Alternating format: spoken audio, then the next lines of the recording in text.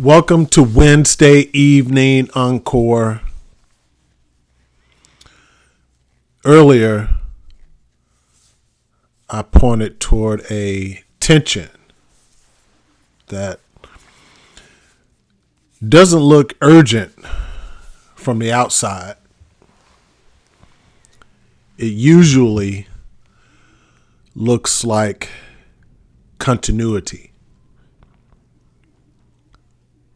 A leader keeps showing up the same way, keeps being known for the same strengths, keeps operating inside a familiar definition. Nothing appears wrong with that. Consistency is rewarded. Reliability is trusted. But underneath that stability, a quieter pressure can begin to build. That's the pressure of carrying a version of yourself that no longer matches the work.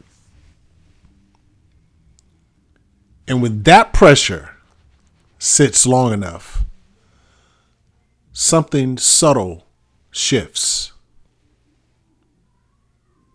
Operations keep moving, but identity starts lagging behind reality.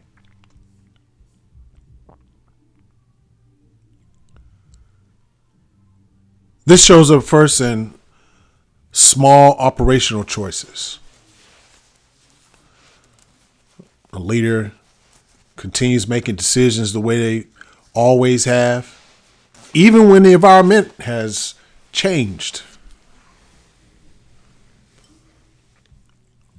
Roles stay shaped around earlier strengths.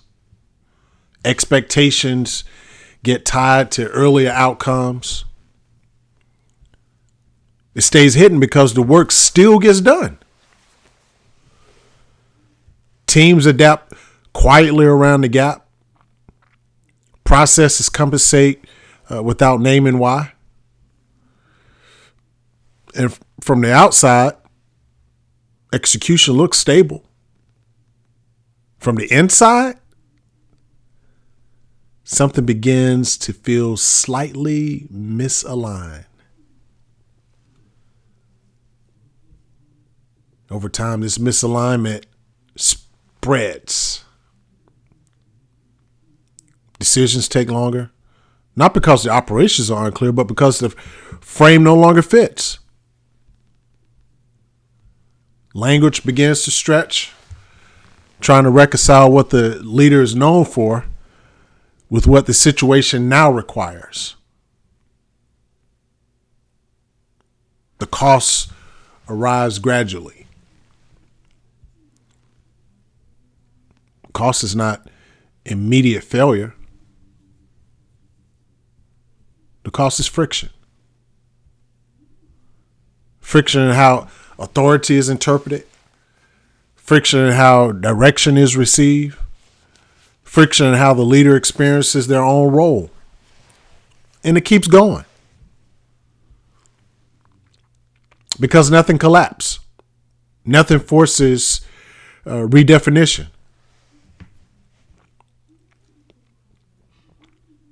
Operations keep compensating quietly, while identity remains anchored in an earlier moment.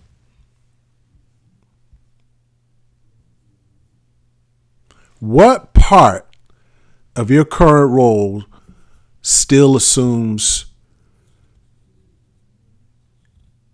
you are who you used to be? What part of your current role still assumes you are who you used to be? If there were some voices in this room that were heard, we'll start seeing some patterns slowly surfacing.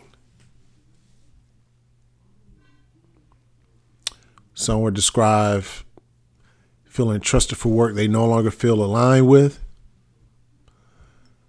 Others would notice their responsibilities expanded, but the way that people interpreted their authority stayed the same. Someone might recognize how often they default to familiar strengths, even when those strengths are no longer the central need. Another might describe teams adjusting around them quietly, picking up gaps without naming them. There will be stories of leaders who, since they have grown, but cannot point to a moment when their identity caught up.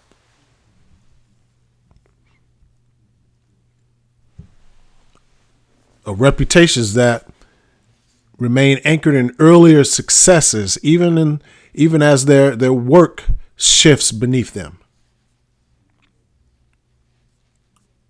Some would notice a subtle fatigue that does not come from workload, but carrying a definition that feels slightly outdated. No one would call it failure. They will call it drift. Drift between who the work now requires and who the system still assumes is leading. The pattern would not sound dramatic. They would sound familiar. That familiarity is why they persist.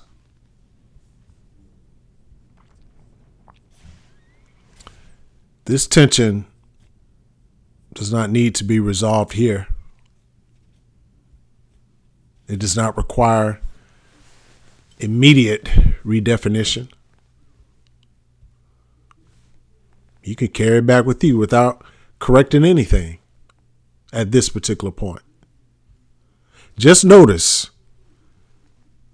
when the work has moved and where identity has not.